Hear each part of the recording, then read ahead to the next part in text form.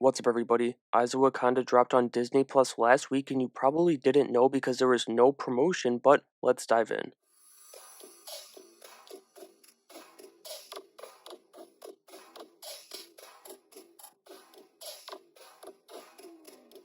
I'm gonna go episode by episode here with my review, but right off the bat, I just gotta be honest, I was incredibly disappointed with this show. I had pretty high hopes. I wasn't quite sure what to expect, but I was excited by the idea of a show about Wakanda's history, and I ended up being tuned out after the second episode. But starting with the first, I guess I should also mention that I'm not the biggest fan of the animation style they went with for the show, so it was fighting an uphill battle, but if it was great, it wouldn't have mattered at the end of the day, not one bit. I hate the animation for Star Wars Rebels, lightsabers, they've never looked worse, but it's still a great show. I want to be specific here too. The animation is clean, the animators did a good job. I just don't like the style they choose to work in. Then in this first episode, they try having this Okoye and Nneka thing going on with the two main characters, and it just doesn't work in the slightest. But the ex-Dora Milaje does have a dope fight when she's jumping around on the ships and fighting the Lion's goons. In fact, the fights, they were a strong point of every episode in the show, so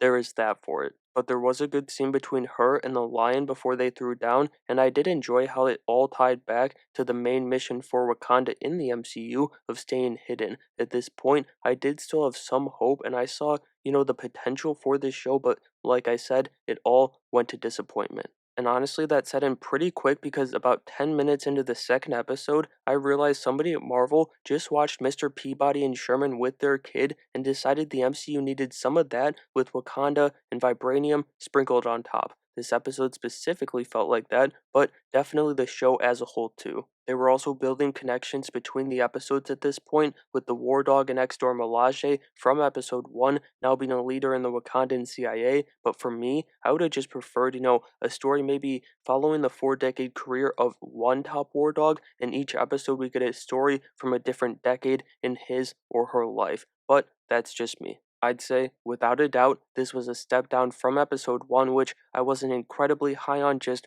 hopeful, as I didn't vibe with the Bakai Achilles stuff in this one. It wasn't compelling enough to make me care, just like the Noni Akea stuff in episode 1. After that episode, and halfway through this miniseries, I was completely checked out, and so in trying to keep the bitching to a minimum, let's wrap it up with episode 3 and 4 together. I almost turned it off with episode 3, another story that wasn't at all compelling to me, and I couldn't have been more disappointed with how little they did with an Iron Fist in animation. Like, even What If did more, and that was a child. That could have been so cool, even with the horde style, but here we are. Then episode 4 going into time travel in the finale in a show where you're jumping from one time to another every episode just buried the show. However, even as I say that, I've seen people, just absolutely praising this episode, so maybe I'll give it another shot because I probably didn't give it a fair shot after the first 3 episodes when I watched it. It did still end up being a bit better than the middle 2 episodes, so there's that, but man,